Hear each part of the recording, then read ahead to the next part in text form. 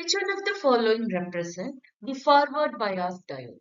It's known that diode is a unijunction device which allows the current to flow in one direction.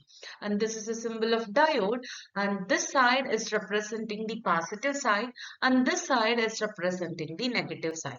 It's known that whenever the diode is set as forward bias in a condition, which means the positive side of the diode was connected with positive terminal of a battery.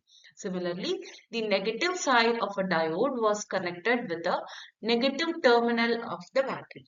So similarly, in the reverse condition or else in a reverse bias condition, the situation reverse.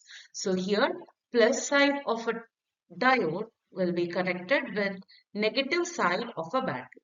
So here when we are checking, option D is having the proper connection because 0 volt is plus, which is connected with plus side, and the negative side is connected with negative volt.